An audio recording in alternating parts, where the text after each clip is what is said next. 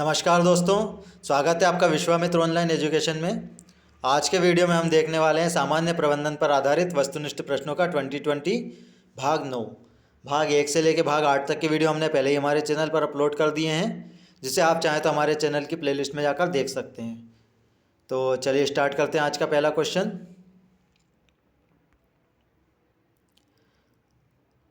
प्रमाप लागत एक तकनीक है, निम्न में से किस प्रकार की तकनीक है?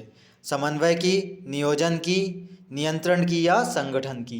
तो प्रमाप लागत जो है वह एक प्रकार से नियंत्रण की तकनीक है। तो इसका जो सही आंसर होगा वो होगा ऑप्शन सी, नियंत्रण की। प्रबंध का सर्वाधिक आधारभूत एवं सर्वव्यापक कार्य जिसमें करने से पहले सोचा जाता है वह होता है नियोजन, संगठन, नियुक्ति या नियंत्रण। तो इसका जो सही आंसर है वो है ऑप्शन ए, नियोजन। ऑप्शन ए इसका सही आंसर होगा।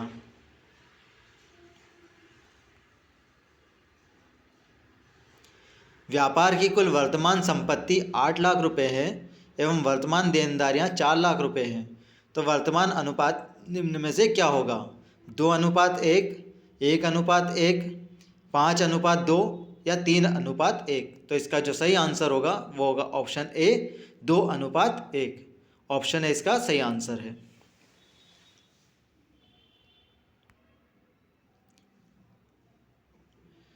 कारपोरेट अभिशासन के निम्न में से कौन से उद्देश्य हैं? वृद्धि, स्थिरता, अंशधारकों का मूल्य अधिक करना या उपरोक्त सभी? तो कारपोरेट अभिशासन के जो उद्देश्य हैं वो सभी हैं, इसमें से उपरोक्त सभी इसका आंसर होगा। वृद्धि, स्थिरता, अंशधारकों का मूल्य अधिक करना, यह सभी कारपोरेट अभिशासन के उद्देश्य होते हैं। तो ऑप्शन डी इसका सही आंसर होगा। निर्णय वृक्ष संगठन में कौन सा कार्य करता है? प्रबंधन में लोगों की सहभागिता बढ़ाने का काम, संगठनात्मक प्रभावशीलता प्रदान करना, कर्मचारियों का कार्य कम करना या उपरोक्त सभी? तो निर्णय वृक्ष जो होता है वो कर्मचारियों का काम कम करता है। ऑप्शन सी इसका सही आंसर होगा। Option C. कर्मचारियों के प्रदर्शन को कंपनी के निर्धारित लक्ष्यों के अनुरूप करना तथा मूल्यांकन करना निम्न में से कहलाता है? मूल्यांकन प्रबंधन, सेवा से अलग प्रशिक्षण, प्रबंध पद सोपान क्रम या प्रदर्शन प्रबंधन? तो इसका जो सही आंसर है वो है प्रदर्शन प्रबंधन। कर्मचारियों के प्रदर्शन को कंपनी के निर्धारित लक्ष्यों के अनुरूप करना तथा मूल्यांकन करना प्रदर्शन प्रबंधन कहलाता है। ऑप्शन डी इसका सही आंसर होगा। विगत समय में लगाई लागत और जिस पर मौजूदा निर्णय का प्रभाव नहीं होता उसे कहते हैं डूबी लागत, सीमांत लागत, वृद्धिशील लागत या प्रतिस्थापन लागत? तो इसका जो सही आंसर है वो है डूबी लागत। ऑप्शन ए इसका सही आंसर होगा। कंपनी के प्रथम अंकेक्षक की नियुक्ति की जाती है, इसका आंसर होगा कंपनी लॉ बोर्ड द्वारा, सरकार द्वारा, संचालक मंडल द्वारा या अंशधारियों के द्वारा? तो इसका जो आंसर है वो है संचालक मंडल द्वारा। ऑप्शन सी इसका सही आंसर है। अपना कार्यकाल समाप्त होने से पहले एक अंकेक्षक कार्यमुक्त किया जा सकता है निम्न में से किसके द्वारा? अंशधारियों के द्वारा, केंद्रीय सरकार द्वारा, प्रबंध निदेशक के द्वारा या निर्देशक मंडल के द्वारा? तो अपना कार्य समाप्त होने के पहले एक अंकेक्षक को जो कार्य मुक्त करते हैं वो किया जाता है केंद्रीय सरकार द्वारा। ऑप्शन बी इसका सही आंसर होगा। निम्न में से हार्थोन प्रयोग किससे संबंधित है? प्रणाली सिद्धांत से, शास्त्रीय सिद्धांत से, वैज्ञानिक प्रबंध सिद्धांत से या मानवीय संबंध सिद्धांत से? तो इसका जो आंसर है वो है मानवीय संबंध सिद्धांत से।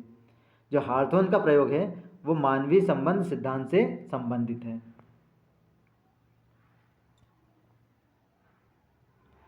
जब अंशों को केवल वर्तमान अंशधारियों को प्रस्तावित किया जाता है तो ऐसे अंश निम्न में से क्या कहलाते हैं? पूर्वाधिकार अंश, स्वीट अंश, बोनस अंश या अधिकार अंश? तो जब अंशों को केवल वर्तमान अंशधारियों को प्रस्तावित किया जाता है तो ऐसे अंश अधिकार अंश कहलाते हैं। ऑप्शन डी इसका सही आंसर होगा, अधिकार अंश। कारखाने में मशीनों के प्रयोग द्वारा निम्न में से क्या नहीं किया जा सकता? उत्पादन में वृद्धि, श्रम की बचत, परिशुद्धता में बढ़ावा या नीरसता से मुक्ति। तो कारखानों में मशीनों के प्रयोग द्वारा नीरसता से मुक्ति नहीं दिलाई जा सकती। इसका जो आंसर होगा वो होगा ऑप्शन डी, नीरसता से मुक्ति। जबकि कारखानों में मशीनों के प्रयोग द्वारा उत्पादन में वृद्धि की जा सकती है, श्रम की बचत की जा सकती है और परिशुद्धता में बढ़ावा किया जा सकता है। तो इस प्रश्न के अनुसार इसका जो आंसर है वो है ऑप्शन डी।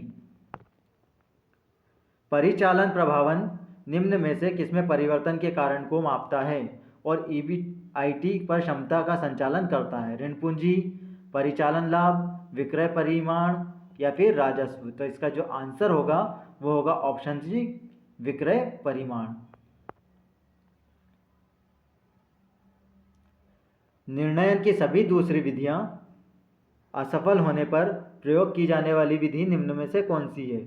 शोध विधि, प्रयोग विधि, सांख्यिकी विधि या मॉडल विधि। तो निर्णयन की सभी दूसरी विधियां असफल होने पर जो प्रयोग की जाने वाली विधि है वो है प्रयोग विधि। ऑप्शन बी इसका सही आंसर होगा।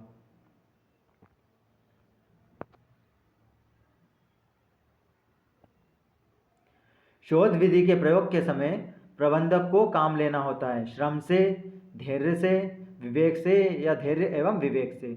तो शोध विधि के प्रयोग के समय प्रबंधक को धैर्य एवं विवेक दोनों से ही काम लेना होता है।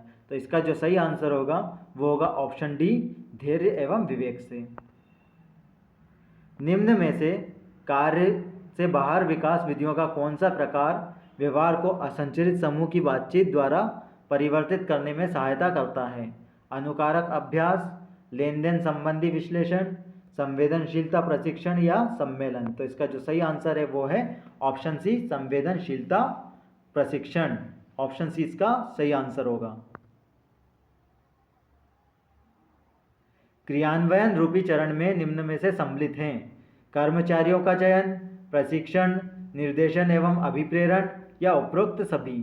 तो क्रियान्वयन रूपी चरण जो होता है उसमें उपरोक्त सभी सम्मिलित होते हैं। कर्मचारियों का चयन भी इसमें सम्मिलित है, प्रशिक्षण और निर्देशन एवं अभिप्रेरण भी इसमें सम्मिलित होता है। तो इस प्रश्न के अनुसार जो इसका आंसर होगा वो होगा उपरोक्त सभी। ऑप्शन डी इसका सही आंसर है।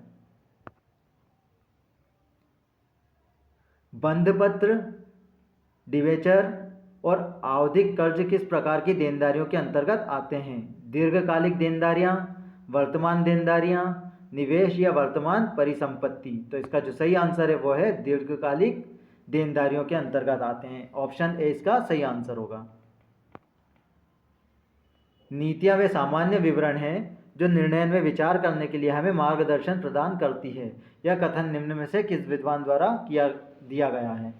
हेराल्ड कुंट और हेंज वेरिच का, हेराल्ड कुंटज का या हेंज वेरिच का या इनमें से कोई नहीं। तो इसका जो आंसर है वो है ऑप्शन ए, हेराल्ड कुंटज और हेंज वेरिच, दोनों ही इसके आंसर हैं। ऑप्शन ए इसका सही आंसर होगा। एक उपभोक्ता को कतार में प्रवेश करता है और तत्पश्चात इसे छोड़ देता है, उसकी परिभाषा है जोकिंग, बाल्किंग, रेनेजिंग या इनमें से कोई नहीं। तो इसका जो सही आंसर है वो है रेनेजिंग। ऑप्शन सी इसका सही आंसर होगा। तो अगर आपको ये वीडियो पसंद आया तो वीडियो को लाइक और शेयर कीजिए, और यदि अभी तक आपने हमारे चैनल को सब्सक्राइब नहीं किया तो चैनल को सब्सक्राइब करें, ताकि जैसे ही हम कोई सा नया वीडियो अपने चैनल पर अपलोड करें तो उसका नोटिफिकेशन आपको प्राप्त हो सके। धन्यवाद।